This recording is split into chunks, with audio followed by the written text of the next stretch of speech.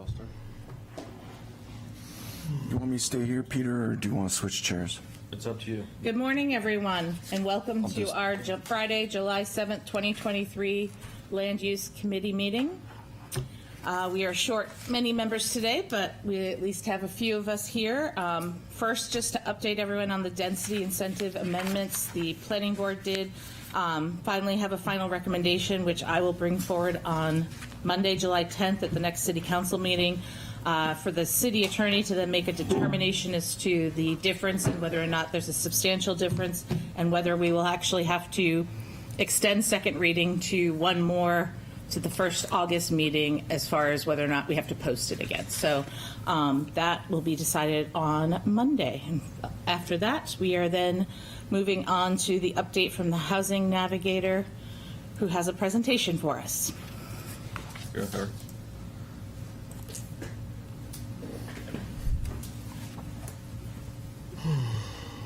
Being shared on Zoom too? Yes. Excellent. Good job, Peter. Since we have such a small group, do you want comments during the presentation, or do you want to wait? We can wait to the end.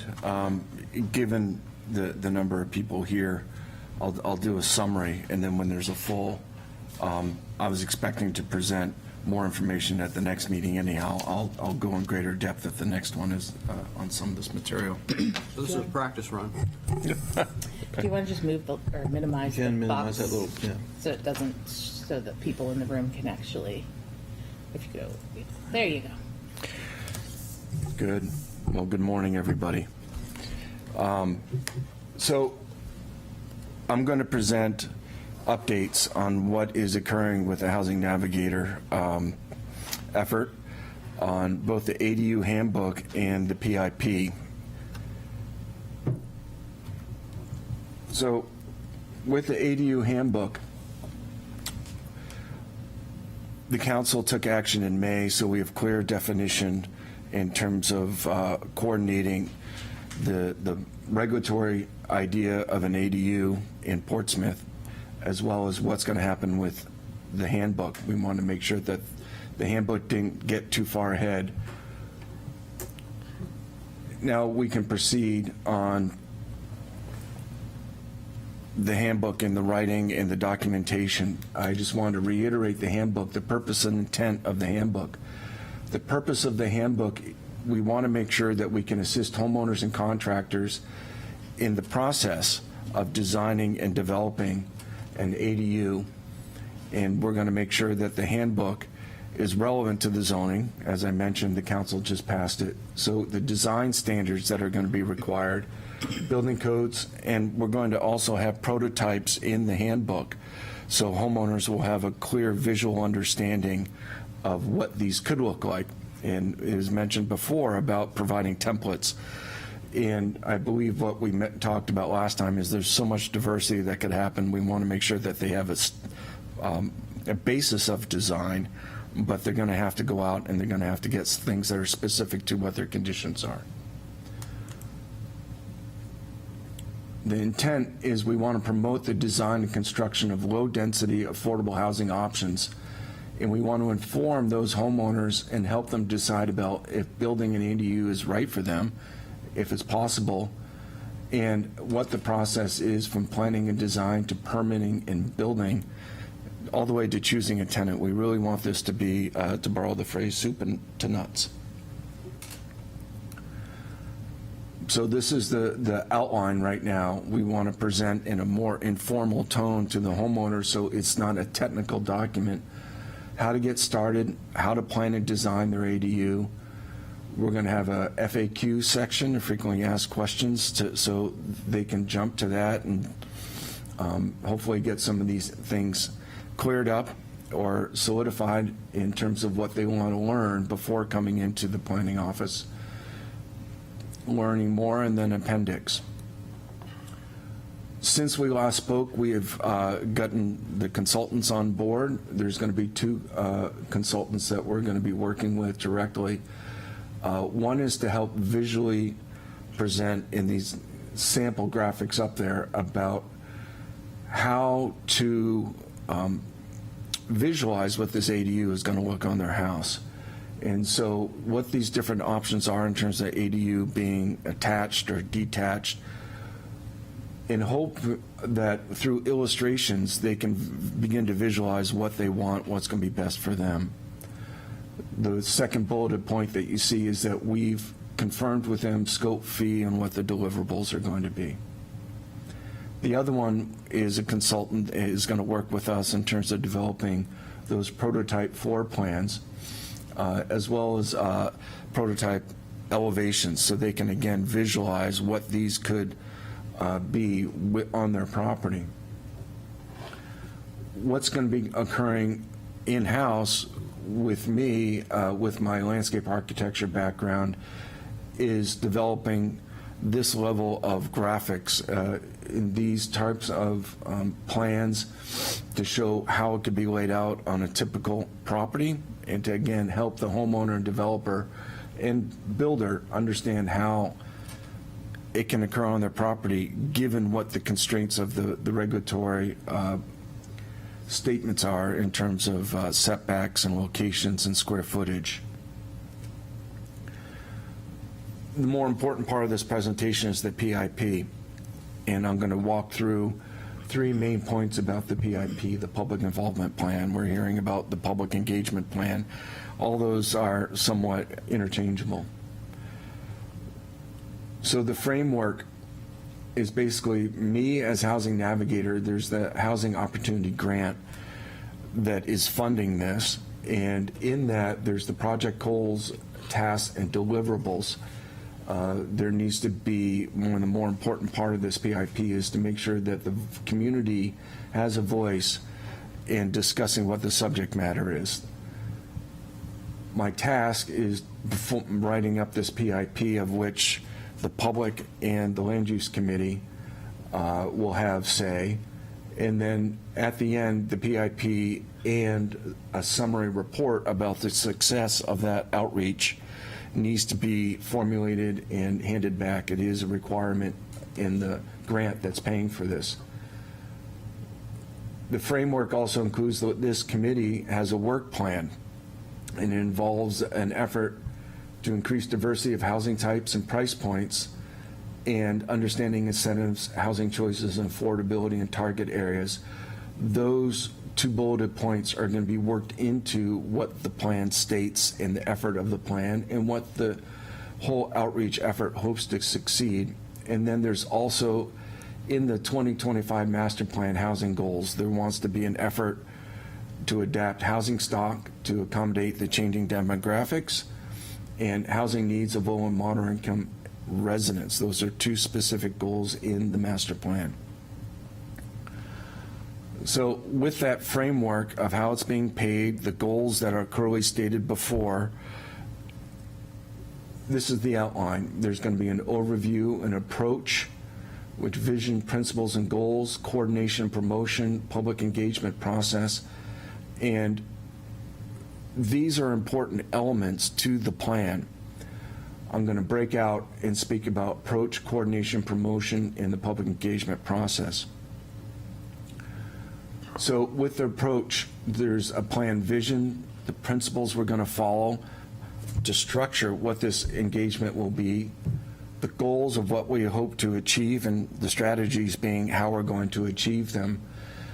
And the fourth is important because before, during, and after, we want to have a series of metrics. We want to understand how successful this engagement process is going, and if it's not as successful as we want, then we need to, along the way, adjust our stride to make sure that we're still working towards the right direction.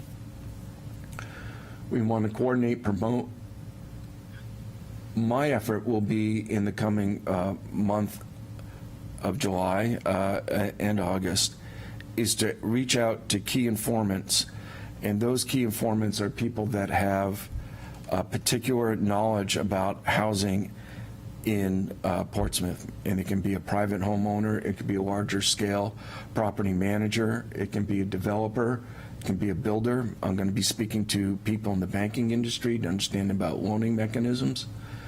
And then there's going to be a survey that's virtual and in public that will be ongoing through the process. Right now, the PIP is structured so we get out and we have neighborhood meetings. We're going to have a district-based exercises, and then we're going to be also presenting findings both back to the public and to this land use committee, possibly the council as well. So with the outline, this is a long plan vision, but this is the vision of the overall PIP. Adaptive change current housing policy to further support and improve a whole life, historic, and economically vibrant community. Contributing to this view is the city's recognition current housing sector is limited, needs to be expanded, and additional dwelling units to accommodate these changing demographics. Policy and regulatory amendments, the city will implement varied and equitable housing options appropriate to the unique character of the city, its civic life, and its lifestyle of its residents. Portsmouth will engage the community in various outreach engagement efforts in person across city managed communication platforms, that's online surveys, to inform these creation initiatives. And basically what this vision is stating is we've identified this need, we're going to reach out to the public, and we're going to incorporate those public comments back into future regulatory changes. And in parentheses at the bottom, I want to make a clear statement, and so it's understood, stated here and during the public engagement process, it does not contemplate current or potential future site-specific housing-oriented development efforts. We're not going to be going to these different areas and speaking to residents about specific property or specific development that's occurring. We want to, what we refer to as more of a macro understanding, broad-based character ideas, visualizations. If you want to see multi-family housing in your neighborhood, and if you don't, where would you like to see it? Those higher level types of thoughts. These are the principles. I won't go through them word for word, but basically we want to have a transparent public engagement. We want to make sure that engagement is inclusive and equitable. We're going to have early and continuous public involvement through the whole process. And we want 1 through 3 to be done by the decision makers. We want these public comments and concerns to be adequately considered by staff, be it planning board members, be it the planning department, or other advisory committees, being the land use committee. We want all this public comment to come back, be heard, and then evaluated and reworked back into the plan and make changes as necessary. Goals of the PIP is increase the public awareness of the city's roles and priorities with housing. We want to build relationship and partnerships that will not end when the engagement process is over. We want to encourage inclusion and participation of those that may be unrepresented. We want to make sure that they're accessible and engaging public involvement, and those opportunities will be had both physically and online. We want to make sure that we're effective in how we notice the public, and we want to make sure that those efforts, the metrics again, are achieved. And what I mean by metric is if we had hoped for 20 people to show up and only 15, we need to say, okay, how come more didn't show up? What do we need to do to make sure that the next meeting is better? Participation is there. So both numbers-based and interpretation-based.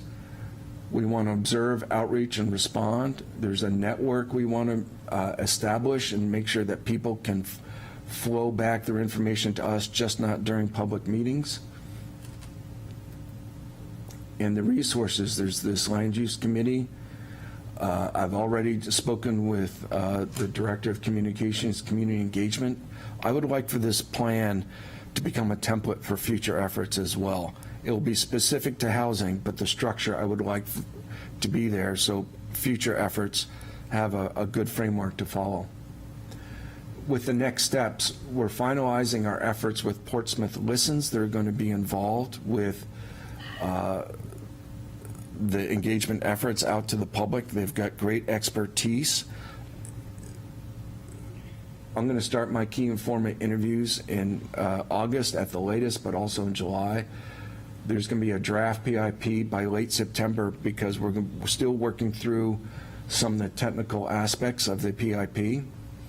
And we're planning on starting our public engagement late in the fall, and that is to align ourselves with Portsmouth Listens and their expertise, also with availability of past experience in terms of what the public will be available for. Summer, start of school, we need to get through that. There's much more availability late in the fall and beginning of winter. The idea is to end the PIP in the beginning of January, February. So any questions or comments? Thank you. I'm glad to hear that this public involvement plan is also just going to be a template for future engagement with the public. And I like that we're thinking about what season. I'd hope when we do plan these meetings, we're careful about what time the meeting is or what day or, I know all those little details affect the participation in the who shows up. And sometimes it's just some other conflict, there's some other event going on at the same time. But I encourage, those to all be looked at when the schedule is made. But yeah, I'm excited. Good. I have one quick question. You talked about district-based exercises. Do you have an example of what that is? Right. So there's a number of sub-districts in Portsmouth, and you can go a little bit more on the technical route in terms of the zoning and the densities that happen with the residents there. But with the district is based upon that, and there's going to be meetings in some of the single-family residential areas, and there'll be meetings over on Lafayette where there's a different density. And so those districts, we just don't want to have a single meeting in the council chambers and try to expect everybody. We got to get out and have the accessibility of people in that neighborhood to go, and hopefully have those facilities where people from other neighborhoods can come as well. We want there to be a cross-pollination. We want residents to come and attend meetings in different districts so they can meet the people that live in the multifamilies or in the single-family homes, so they can better understand in person what their needs and expectations, wants, and what they don't want to see happen in other ones. So it's a methodology to try to get everybody in these different districts locally to come out, but also to attend from other areas. Thank you. Any other questions? Howard, you've got the consultants engaged. Are they going to be involved in the public meetings with the PIP? They will not be involved from the ADU. Handbook consultants will not be involved in the PIP. Does the PIP inform the work of the handbook? Well, I would say that the handbook will be informed by the PIP, but on a limited basis, because speaking about ADUs is just one of the many different housing characteristics we're looking to get an understanding from the public that they appreciate or don't want to see in Portsmouth. So the PIP has a broader scope of looking at housing more generally. Yes. That, and it was based off of the incentives across the board in all the different districts and how we incentivize. The ultimate effort is through this PIP process is to get information that will inform the land use committee and the planning department and other entities in terms of the incentive base and other regulatory changes. Tied into that is we've retained ArcAG to do the fiscal market analysis. That will be informing all the regulatory too. So there's indirect and direct links between all these consultants, and it's going to be my effort to make sure that that information is brought into the other efforts. Is there a consultant team for the PIP itself? I'm going to be leading the charge, but second is going to be Portsmouth Listens with their expertise in terms of public engagement. Because the planning board will be starting, just dipping its toes in the master plan soon, and that's going to have a very significant public engagement process, so we'll have to have some conversation about that, because the limited conversations I've had with board members so far is a strong desire to have very robust public engagement, much more than has happened in the past. And so I've been reaching out to different consulting firms that I know who have been testing different new methods of getting outreach going on, and so I think that could help inform this a little bit. Yes, and certainly when we're going through the engagement process, I can come and meet with the board, give updates, and we can coordinate meetings and certainly share information to make it a very active engagement process. And one little, very small thing, but optics can be important on the outline. You have the important for the participants to be actively engaged in the decision-making process. That's true, but what they're actually engaged in is the input and the data collection to inform the decision-making process. Exactly. You know, the public doesn't make the final decision, but they provide input to help the decision-makers. Agreed. Small point, but The especially wordsmithing, where this gets posted online and you're not there to explain it, Right. it could lead people to misunderstand how things go. You know, well, I said 47 Oak Street should be a 10-story building. Why isn't it in the plan? You know, that sort of thing, just to get that out of the box right away. right. Small thing, but No, not small. The effort was to make a statement about the public will have a sense that they can be part of the decision. I understand. I completely Not making it. understand. You and I agree. Yep. You probably already thinking of it, but I just thought of Flash Vote being part of the public engagement process. I mean, I know it's a tool that we've created that's out there, and I saw the map with all the words, and the bigger, more words were used more frequently or more bold and stuff like that. But I thought that would be a good tool to use, even if when asking when to schedule some of these meetings, it could be useful as well. But just a thought. That's really useful. Yeah. There's going to be a very deliberate effort with Monty to make sure that anything that he goes out with in terms of his new efforts to engage and communicate with the public is reflected in the plan, and certainly as this engagement effort goes on, to inform Monty of what is working and what isn't working. All right, if that's nothing else, we will move on to our discussion on gateway zoning and another presentation.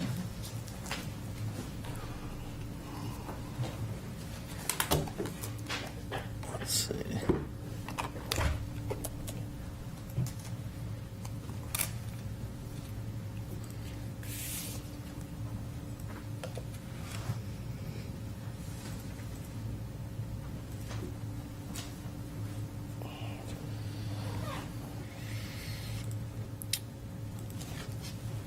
All right, so I'm going to hit through items A through D in this presentation.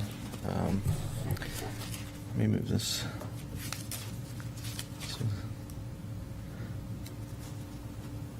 Thank you for doing that. Yeah, I know. I didn't want to interrupt Howard, but I was like, move. I can hide this too, I think.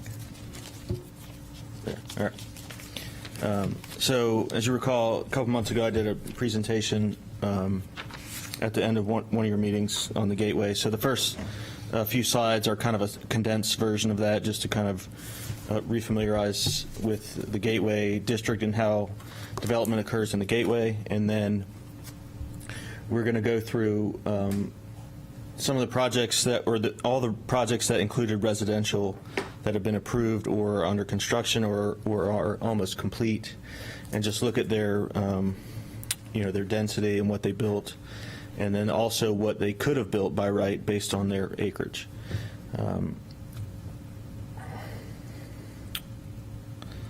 I can get this to move. All right, here we go. So in the Gateway Zone, you can have, there are two types of development options. If you have a single building on a lot, it's just considered a building type. So if you were just going to build one apartment building, it would be a building type, and you have standards, general zoning standards for each building type. So on the right, if you were going to build an apartment building, you have setbacks, density, up to 24 dwelling units, and then some other design standard requirements. And so that's if you're just going to build one building on a lot. And the other type is if you're going to have multiple buildings on a lot, that requires a conditional use permit, and that is called a development site. So if you're going to build one or more building, or if you're going to build a new building on an existing site that already has a building, this would kick you into this category of a development site. And we have 4 types: mixed use, commercial, residential, and pocket neighborhood. And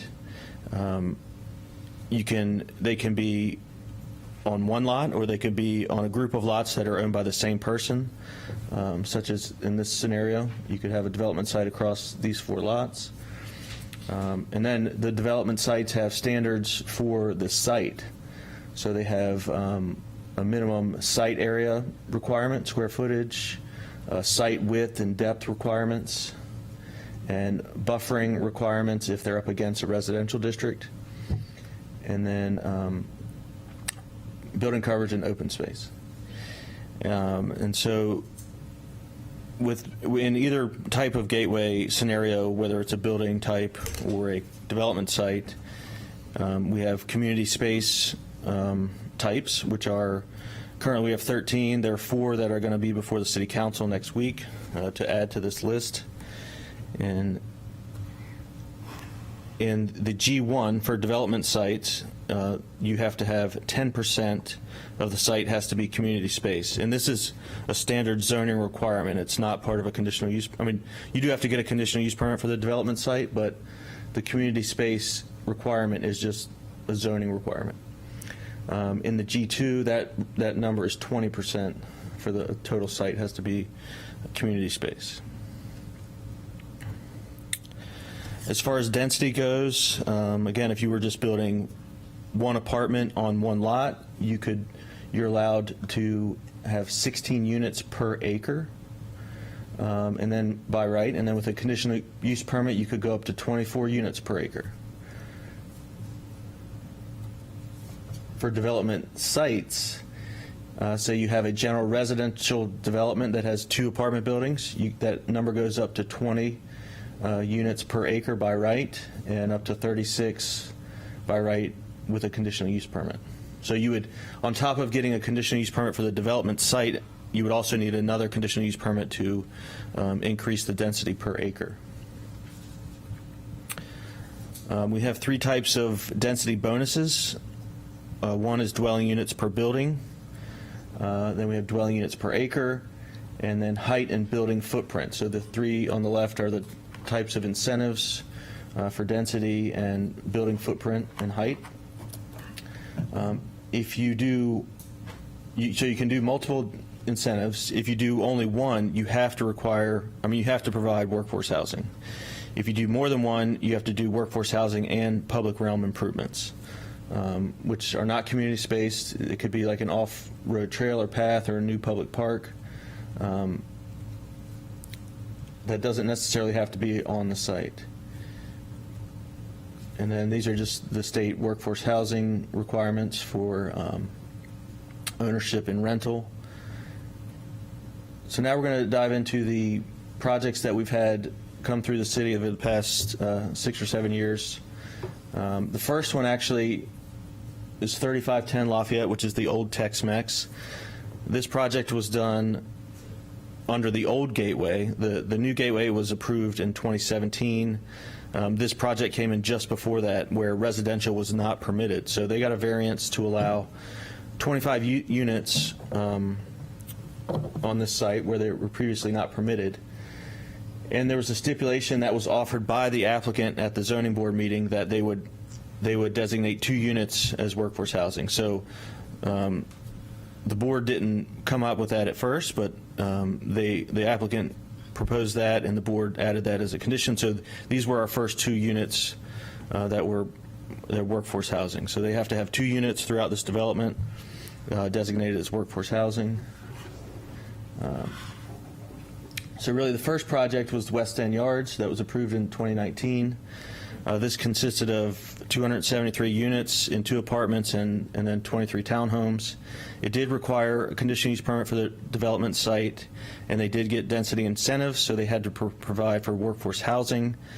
During the planning board public hearing, they did negotiations with the percentage and of units, so they went from the requirement, which was 20% of the units at 60% AMI.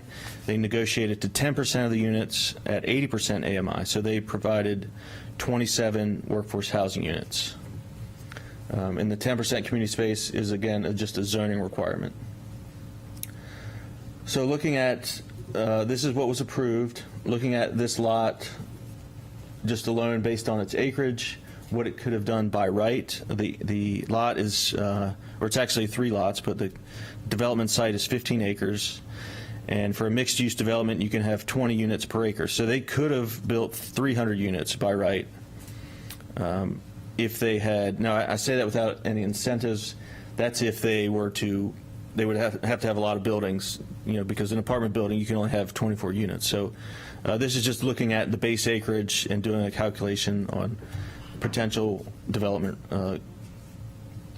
So as again, they would still need a conditional use permit for the development site and still would have to provide the community space. So that 273, they were pretty close to maxing out their density. The second project that came through was 200 Chase Drive. This is by the on the property of the Connect Church on Market Street. This project included a subdivision and of about an acre of the property, and they were going to build a 22-unit apartment building.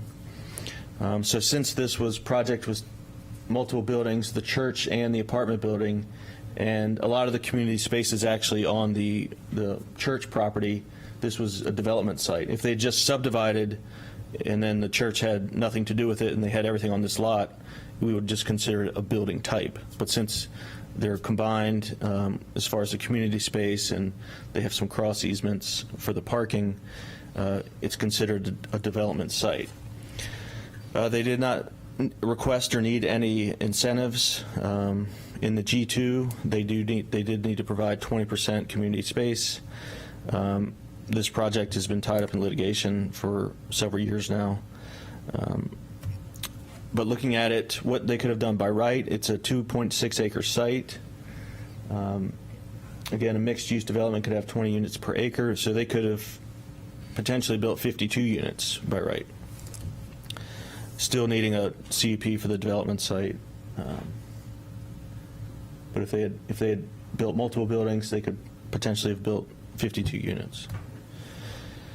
1400 Lafayette is the property that's just started construction behind Yokins and Five Guys there on Beverly Hill Road. Originally, they came forward with a project that had 53 units in 6 buildings. It was delayed for quite a while, and they reduced it to 32 units in 5 buildings. And so they needed a conditional use permit. They also ended up doing a subdivision through here to separate the commercial from the residential. But as you see, this is they're providing community space on the lot that has Five Guys and Rite Aid, as well as where the apartment buildings are going. And this lot in total, or this development site in total, now it's 2 lots, but was just over 5 acres. So they could have potentially built 100 units, although they likely don't have enough space to put that many apartment buildings. Because once they go over that 24-unit max for the apartment building, they would have to get it. They would have to get an incentive for dwelling units per building.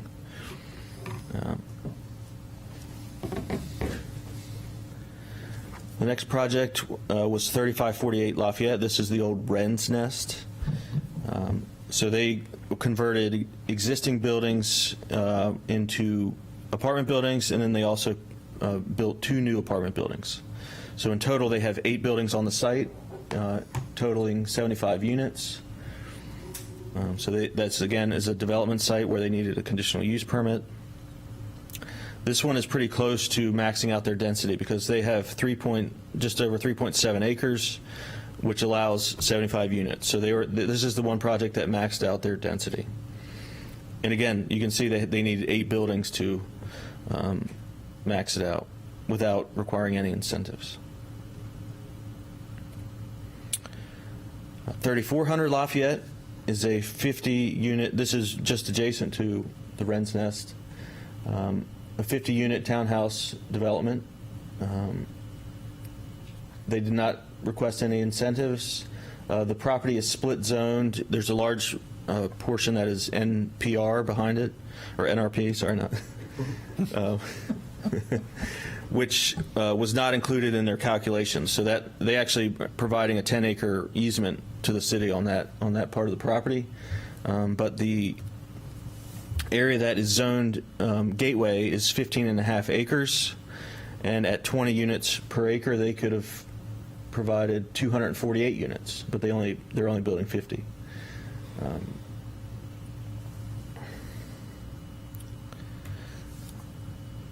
And lastly is 2454 Lafayette, the Cinemagic. This was a 95-unit building for sale condos, and they needed a CP for the development site.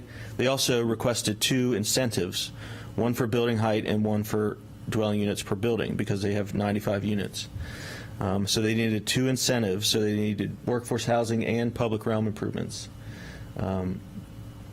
And so they are providing 19 workforce housing units, and the public realm improvement they're contributing to the multi-use path along Constitution Avenue. They did get an amended site plan that took a story, so they got a CP for a 5-story building, so they needed an incentive for that extra height. They reduced that back to 4, but maintain the number of units and the number of workforce housing units, and they're also still providing the public realm improvements. So by right, this property also has the Viridian, which has 95 units that exist, but in total, the Southgate Plaza is just over 18.5 acres. So in addition to the Viridian, they could have provided 279 additional units on this property. So moving on to key issues that, as staff, we've looked at. Well, we've only seen really 6 projects that are residential based in the Gateway, but you can see that most of them do not build at all anywhere close to their potential density. We look at, and so the density is based on the entire lot. It does not exclude wetlands or anything like that. These are just some ideas for discussion to create or define a developable area, and that is what your density would be based on. So that area would exclude wetlands, buffers, floodplains, steep slopes, any part that has like a conservation easement. And then you would remove that acreage from your lot and then base your as of right density on what remains. Now some of these lots don't have any wetlands, but some do, and it may impact their base density. And then would want you to us to look at the tables for the density, maybe reduce those or consider reducing those for the building units per acre. And that's what the 3rd and 4th bullet are just reworded differently, so they're the same. And then on top of, if we're looking at the Gateway, on top of looking at the density, there's other concerns that we, as staff, brought up. Parking location, we don't want to see, we really want to encourage either underground or behind, we don't want to have a sea of parking. That's part of the goal of the Gateway, is to reduce this sea of parking. So we want to look at maybe tightening up parking requirements, maybe increasing the percentage of community space. In the G1 it's only 10%, in the G2 it's 20%, and maybe if both require 20%. And also for liner buildings, for residential buildings. For example, the Cinemagic, they have this ground floor that at one time was going to all be parking, and we negotiated that they have this space activated. I think they have a gym on one side, and then a shared workspace and a lobby, and then the parking is behind that. But when they initially came in, this was, I don't even think there were windows here, and it was all parking. So we want to maybe look at that, just so that's activated. So the next thing we looked at were where could maybe we could expand some of the gateway zoning district's boundaries. And we just went through the map and looked at areas that were adjacent to the existing gateway, or that maybe makes sense to look at considering rezoning. And here's Market Street and Maplewood. There's a corridor of business zone properties and SRB adjacent to the bypass that could possibly be G2, maybe some of these parcels. And then this OR property is at the Hilton. Could possibly be G2. G2 extends up north here. This is the Connect Church property here.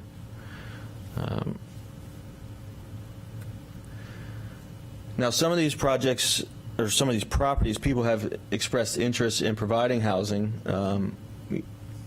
This is owned by the church, and then this is the high school is right up here. Here's Andrew Jarvis. This is a dental office here, and the church property here. Possibly extending Gateway up just those two other lots to connect to this here.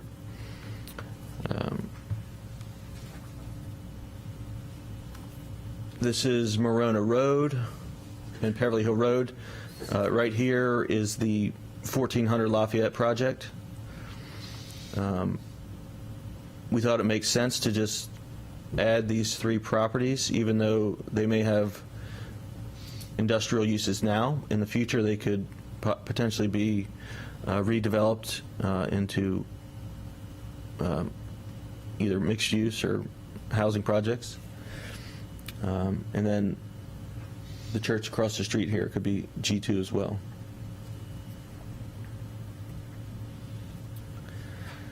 Moving further down Lafayette, here's Campus Drive. This stretch along Lafayette Road could be considered to be rezoned to either G1 or G2. You can see G1 extends to the south, and then G2 is to the north. Across the street, this is the Westerly, which was developed, two 24-unit buildings. I think it's 48 total. So that's more appropriate probably as Gateway. And then this is an old vet's office. I think there's a construction office there now that's currently MRB. That could be also incorporated. So those are just kind of looking at the map first glance, not really looking at connecting or extending the district boundaries from where they are, and up for consideration. So, any questions? Could you just go back a slide, Peter? What is QR zone? OR is office research. OR, all right.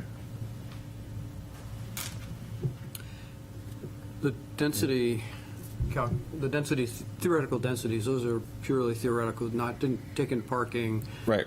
Just looking at the acreage geometry. and what's, right. But it seemed from the few examples that density wasn't really a big incentive for the developers in most instances. Right. So what might, RKG is going to help inform this. Yeah, right. Did you notice anything else that stood out as a possible, was it building height or units per building?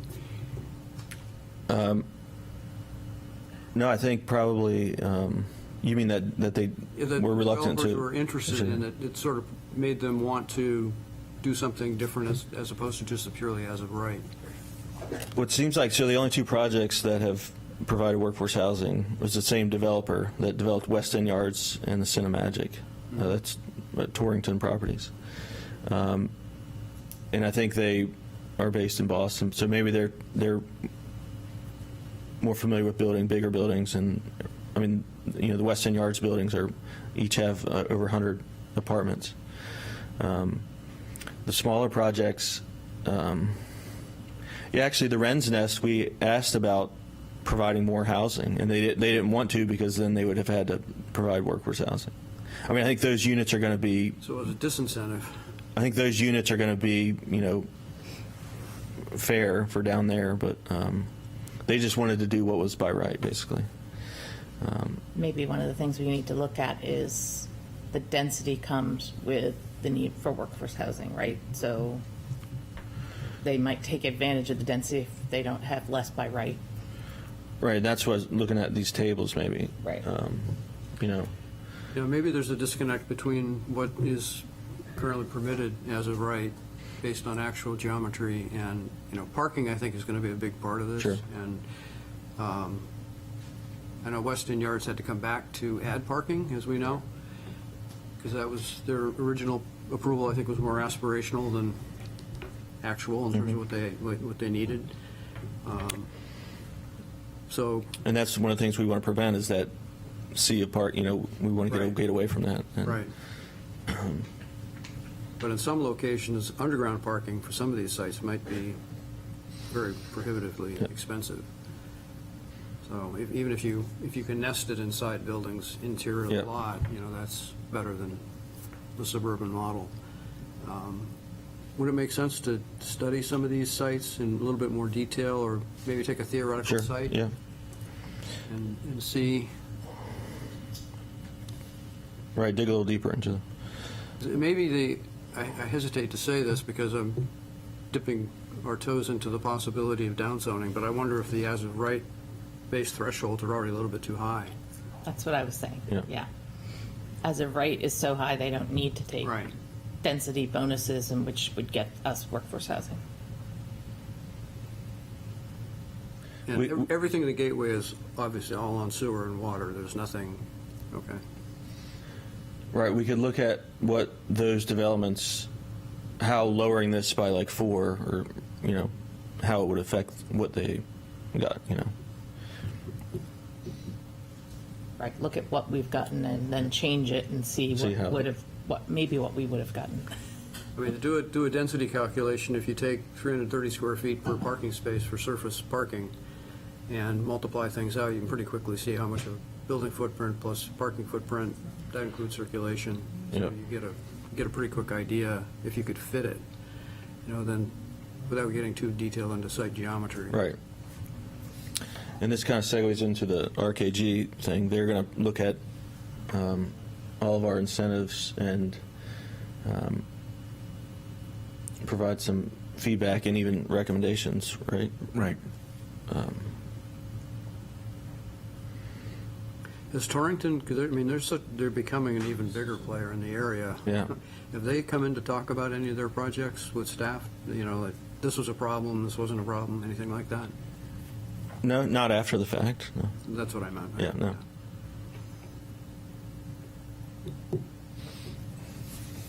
Any other questions? Thank you, Peter. That Thanks. was very informative. All right.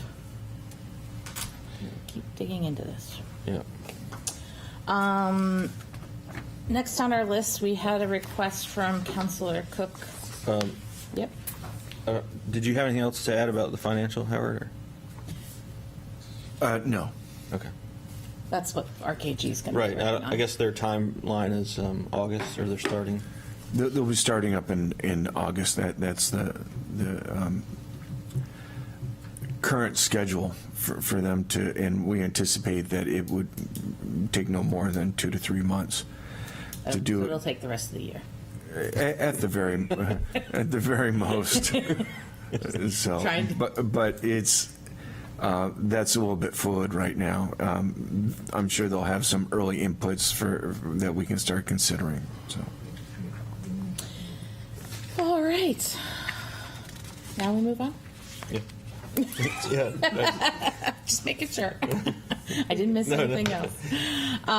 The last aspect, so back in the March timeframe of City Council, it was requested through Councilor Cook what would be appropriate home occupation use 1 and 2 to allow for music art lessons as a home occupation.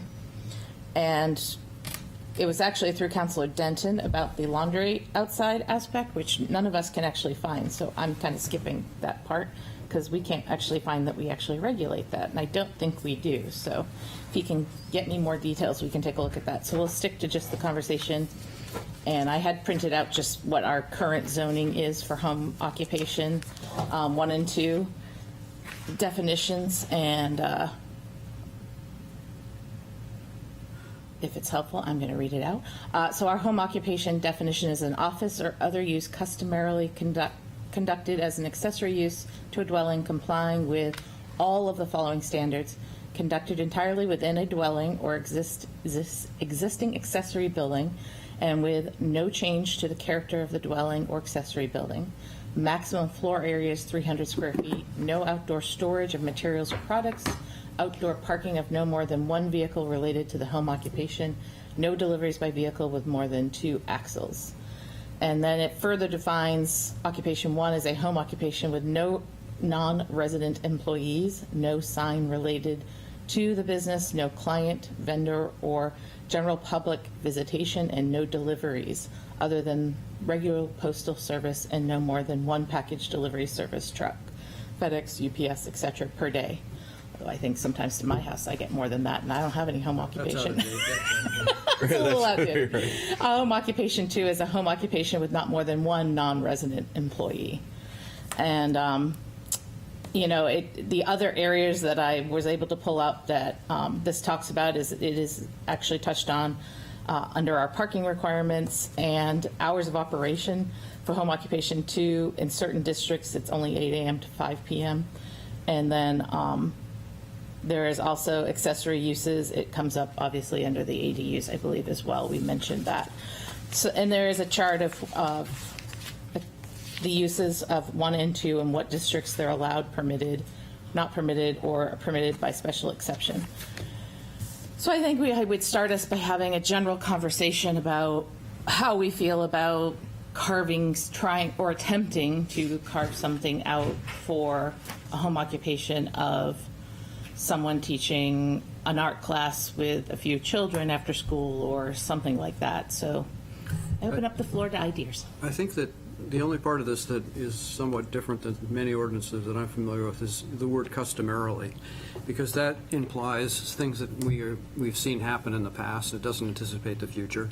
And art and music and knitting are certainly things that we can all talk about, but as I mentioned earlier before we started, computer coding or teaching holographic imagery or something else that we can't think of at the moment. So long as it's, by definition, accessory use that otherwise fits within the parameters, I think, and music teaching would certainly fit those parameters. Just taking that word customarily out might help clarify things a little bit. Because accessory, by definition, is a lesser inclusive use inside of the principal use, which is the dwelling. And so that was my first quick note.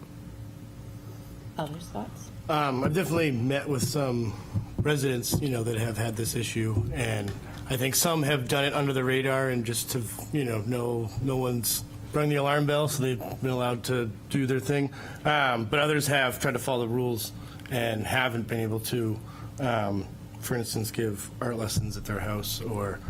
What was the problem? Well, they were seeking a variance because it's in the single residence B district, and they wanted to have students come, so that was not allowed per this. So actually, they try to just get a business, an art, like a personal service or some kind of business. It's a special exception in home occupation 2, if that's what they were basing it off of. Otherwise, it's permitted home occupation 1. Right, but they can't have any general public or client visitation. Right. That's true with any. So that was the big item, but Yeah. it was And I can understand where that could be a concern, like you don't want 10 cars all of a sudden parked out of someone's house every day at 3:30 from, whatever. I know one resident, had displayed that they had enough parking in their own driveway for what would, what more cars would show up. So I don't know if there's something tweaking to do with the parking and stuff, you know what I mean? I feel like that's the one issue I saw as there could be a problem if you permit this to everyone. That's the only issue that I could see arise out of this. But in actuality, everyone's violating it if we don't allow any visitation. Right. So that's where I'm saying it's And it doesn't work. Parking, it's one space per home occupation, right? Maximum for the home occupation. That's what our parking requirements just require, one space. Yeah. So we could definitely take a look at both of those, but I definitely think, I'm not ending this conversation here. I'm thinking we'll talk about it now and we'll bring it up at the next meeting when we have more members here that can Yeah, also give that us would be their input. But I at least wanted to start the conversation, and then we can really decide, do we just want to work with the definition? Do we want to work, how do we allow this and not cause more of an issue? Yeah. That's always my fear. Unintended consequences could definitely arise. We need to talk about it some more, because general public visitation, one way to interpret that would be like a drive-by use for, from a traffic perspective. If you have like a Dunkin' Donuts, there's a primary, I'm going to Dunkin' Donuts to get a coffee, and that's a primary trip, and the other is you're driving by, oh, hey, I'm going to get a coffee. And that sort of thing, if you have people, art lessons from 3 to 5, Oh. and they're not signed up students, I'm going to stop in and get a lesson. That generates more activity, and maybe that's what the concern was in some of these. So I think, and also the delivery seems a little bit out of date Yeah. with how things are Yeah. going these days. I think that definitely needs to possibly be updated, because I'm pretty sure they stop at my house multiple times a day and we're not even there. Even just Amazon alone can come multiple times. Right. Any other comments? Or I will move on to public input. And we will definitely bring this back again. Yeah, I Further definitely discussion. want to support this, and I think we can make this better. But yeah, that's my biggest concern is how that work with visitors. We could definitely bring next time maybe some minor changes to what's there and then continue the conversation. Yeah. I can grab some from other jurisdictions, too. We can take a look at different ones. If you want to do that, that would be great. All right, if there are members of the public that would like to come up and speak.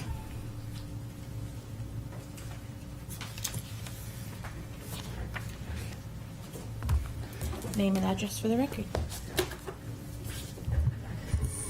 Peter Huda, 280 South Street. First thing I want to talk about and ask some questions on is the presentation that was done first. In listening to the presentation, originally my understanding was that the booklet that was going to be done was going to help the very convoluted, confusing zoning for anybody as a homeowner and taxpayer that wanted to do this. And when you came forward and stated your goals, basically it's all focused on design.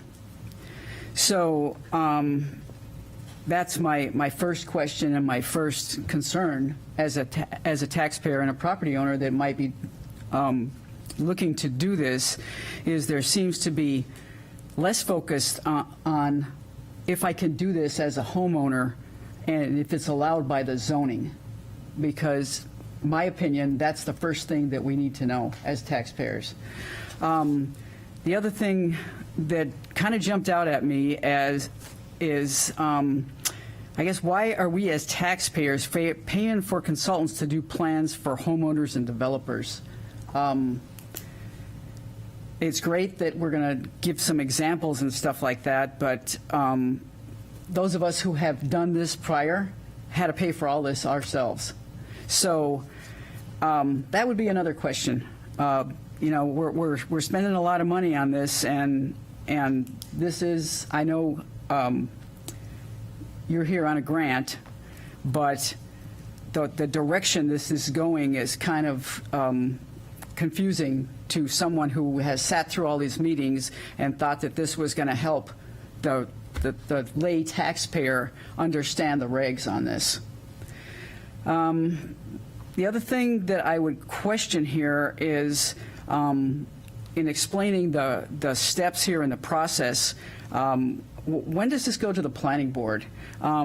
This committee is a committee that makes recommendations, and our quasi-judicial board is the planning board. And when you were presenting, it seems that was missing. Everything was going kind of to the land use committee and then the council. So I would ask you to consider that and consider putting that in your process. The other question I would have is also in your consulting with other entities, you're going to engage bankers. And my question is, why? For what? Is it the job of the city to prepare somebody for what they can do and how much they could spend and how they have to mortgage this and all that stuff? That's another question. The next thing I would like to say on this and everything else that you're putting forward, we're spending a lot of time and a lot of money on communication and trying to get people engaged. And this is the third or fourth meeting I've come to where there's no documentation for the public who is attending to understand. And a perfect example was just the stuff that you read. It would have been nice if the rest of us could have something to look at on this. So, yeah. On that, you're looking to engage the public, but you're not even providing us with any information to those who do attend. So I think we need to step up and change that. The next thing I would like to discuss is, as a layperson, you're discussing on the Mr. Stith's presentation. I do not understand clearly what by right means and what he's trying to present. The other thing is, it would be fantastic if we could see what there is now and what your proposals to change are, to understand where you're going and why. So, I mean, for the clarification of by right, does this mean that by right is the state, is Portsmouth's regs, or does this mean state? What exactly does that mean? I know you can't answer, but yeah, if you could answer that question all along. The other thing is, on a lot of these, I guess I question in going through the ADUs, wasn't the cottage eliminated as a unit that on your first or second page the cottage was there? The other thing is, on all of this, the same question again, where is the planning board input on this, and at what point in time is this going to have planning board input before it goes to city council? Let's see. And I guess the last thing is on the questions that Councilor Cook had brought up, the residential considerations. Some things for you to consider. It's not just parking, it's noise and the number of attendees that make a difference. I am very well aware of this, as this involves my neighborhood, especially with the music lessons and coming up on the new request for a zoning change for a restaurant right across the street from me. So, speaking from experience, there's noise, there's parking, there's other interactions that happen that also change the character, basically, of the neighborhood. So I would ask you to look at that. I think there is room for one or two like the vehicles, like the code currently says, but when you change it from, I don't know, what you're looking at from 5 to 8 or whatever, if somebody wanted to do this in the beginning, it behooves them when they buy the house to do your due diligence and find out what you can do in the zone that you're in. So those are my questions, and I hope that helps. Thank you. Thank you. Anyone else in the room?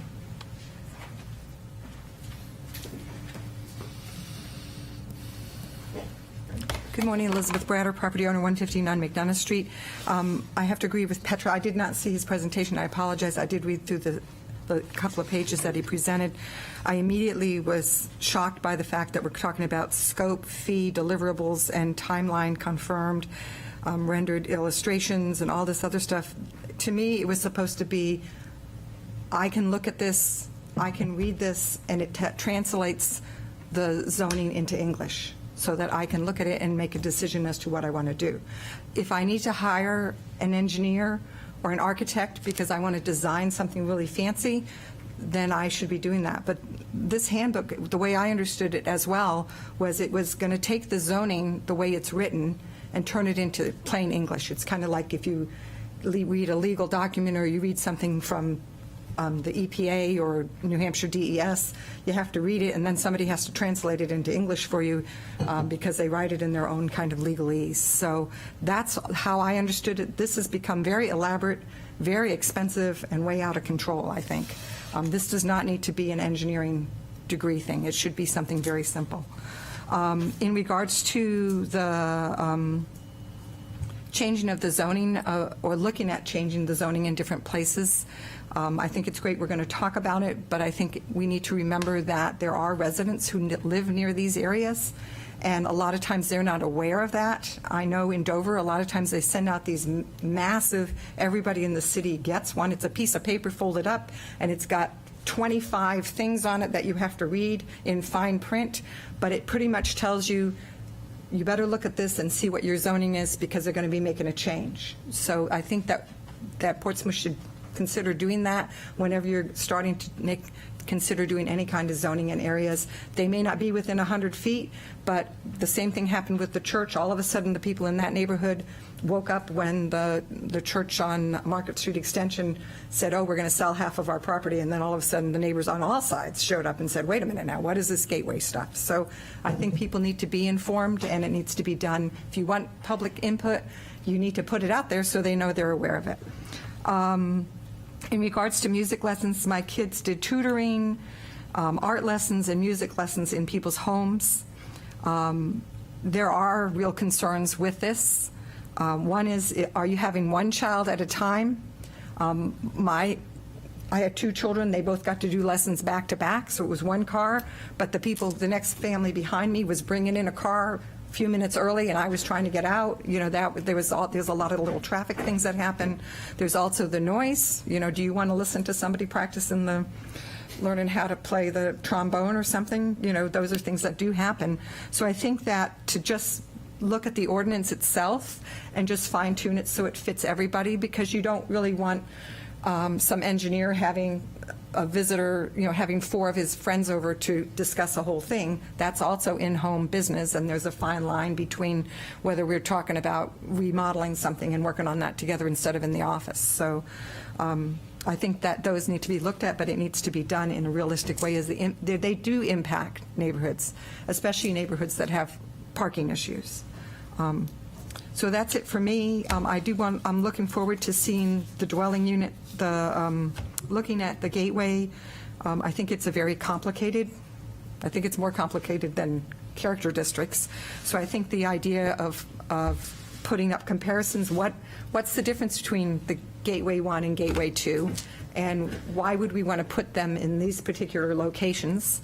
And, you know, just because it's the same, just because there's Gateway 1 here, doesn't mean there has to be Gateway 1 right next door to it. Maybe it would be more realistic to put Gateway 2 there because of the configuration or the way the land is there, or the thing. And the other thing that we really need to think about, which is of the utmost importance to me as a person who drives between 2 cities and drives within them on a regular basis, is how this is impacting our infrastructure in terms of traffic on roads.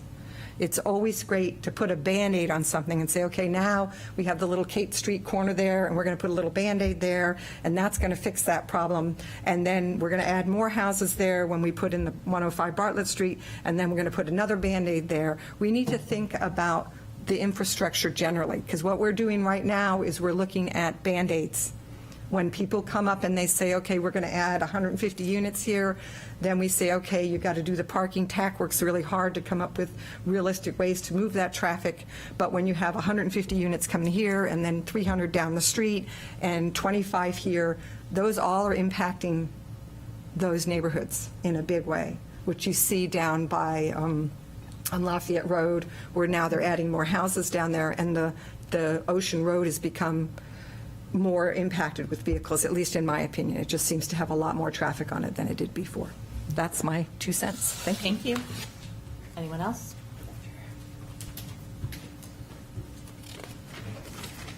Good morning, Liza Hewitt, 726 Middle Road.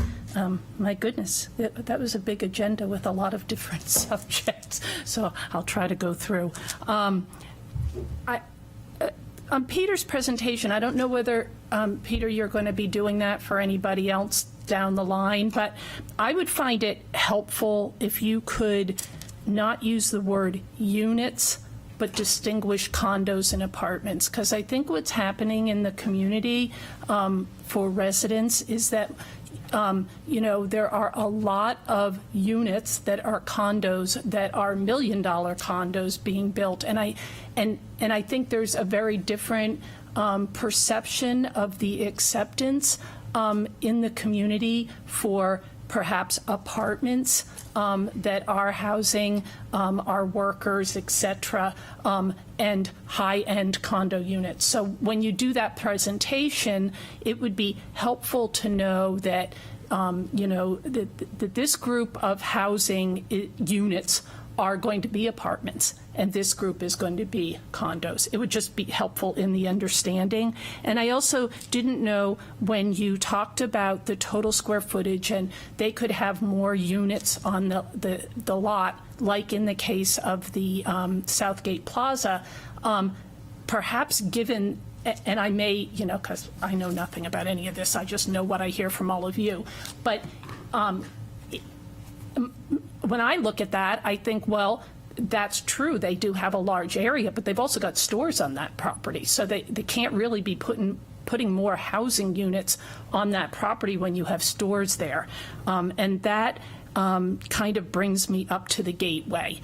Again, I am naive when it comes to this, but I'm just trying to look at it, I guess, more practically. I view myself as living in a city. It's a small city, but it is a city. And I guess I am a little concerned about us trying to change all the zoning to cram housing into every square inch of the city, because, what I heard was, well, we'll rezone this over, at the Episcopal Church across the street from McDonald's. That's a church, a necessary church in the community.